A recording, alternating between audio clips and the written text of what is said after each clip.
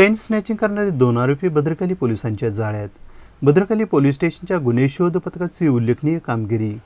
सोन्यासह दुचाकी असा एकूण 3,18,000चा मुद्देमाल जप्त. सोनसाखळी चोरीचे 2 गुन्हे उघडकीस.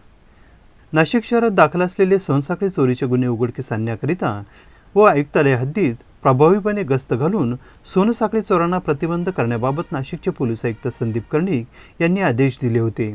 त्या अनुषंगाने परिमंडळ 1चे पोलीस उपायुक्त किरणकुमार चव्हाण, सरकारवाडा विभागाचे सहाय्यक पोलीस आयुक्त डॉक्टर सिद्धेश्वर धुमाळ, वरिष्ठ पोलीस निरीक्षक गजेंद्र पाटील, भद्रकाली पोलीस ठाण्याच्या गुन्हे शाखेचे पोलीस निरीक्षक श्रीमती तृप्ती सोनोने यांचे मार्गदर्शनाप्रमाणे गुन्हे शोध पथकाचे प्रभारी अधिकारी सहाय्यक पोलीस निरीक्षक सत्यवान पवार यांच्या अधिपत्याखाली पोलीस हवालदार सतीश साळुंके व पथकातील इतर अंमलदार असे भद्रकाली पोलीस ठाण्याकडील सोनसाखळी चोरीबाबत दाखल 4 जानेवारी 2024 रोजी दाखल गुन्हा 3/2024 गुन्ह्याचा तांत्रिक पद्धतीने तपास करीत होते.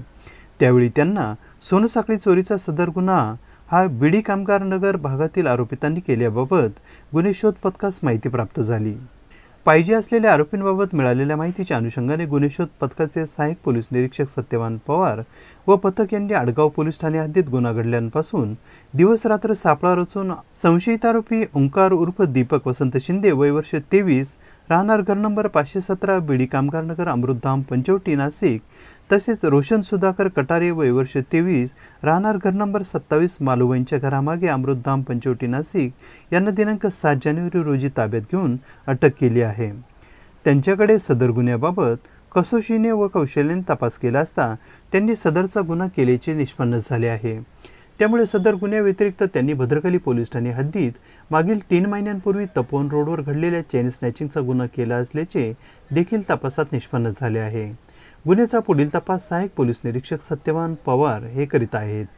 सदर आरोपितांकडून नमूद गुन्ह्यासह भद्रकाली पोलीस ठाणेकडील सोनसाखळी चोरीबाबत गुन्हा उघडकीस आला असून सदर गुन्ह्यामधील चोरीस गेलेला मुद्देमाल व त्यांनी गुन्हा करण्यासाठी वापरलेली दुचाकी असा एकूण 3,18,000 रुपये किमतीचा मुद्देमाल जप्त करण्यात आला आहे.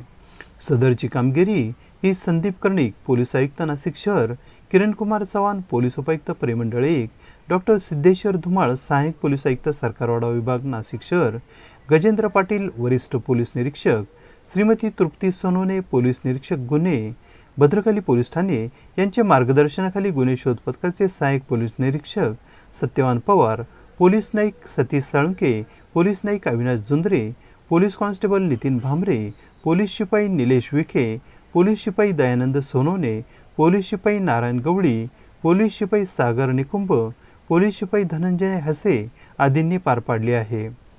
जैन मागील काही दिवसापासून शहरात चेन स्नॅचिंगचे गुन्हे वाढत होते, परंतु त्या संदर्भात माननीय पोलीस आयुक्त संदीप कर्णिक साहेब यांनी सर्व पोलीस स्टेशनच्या पोलिसांना प्रभावी गस्त करण्याच्या आणि गुन्हे उघडकीस आणण्याच्या मार्गदर्शक सूचना दिल्या होत्या.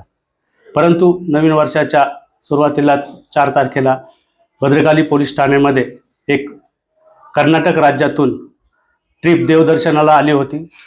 ती ट्रिप देवदर्शन करून जात असताना त्र्यंबकेश्वरला सदर ट्रिपची बस ही द्वारका सिग्नल येथे सिग्नलवर थांबली असता 2 मोटरसायकलवर अनोळखी इसम येऊन त्यांनी महिला त्या बसच्या खिडकीजवळ बसले असताना तिच्या गळ्यातील अंदाजे 4.5 तोळे वजनाची सोन्याची चेन खेचून पळून गेले होते.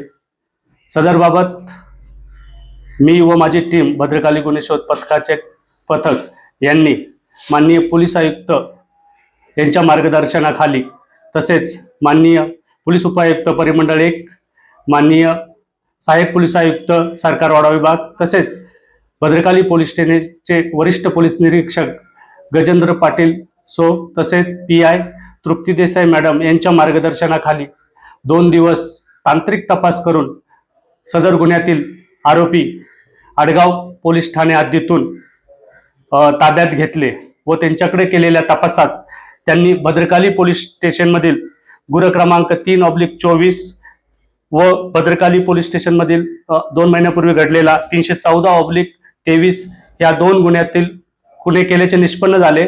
सदर 2 गुन्ह्यातील मुद्देमाल एकूण 4.5 तोळे सोनं त्यांच्याकडून रिकव्हर करण्यात आले असून गुन्ह्यात वापरलेली 220 पल्सर ही गाडी सुद्धा गुन्ह्यात हस्तगत करण्यात आलेली आहे. एकूण 3,18,000चा मुद्देमाल सदर गुन्ह्यात जप्त करण्यात आलेला आहे. पुढील तपास चालू आहे. AB न्यूजसाठी प्रमोद रहाणे, नाशिक.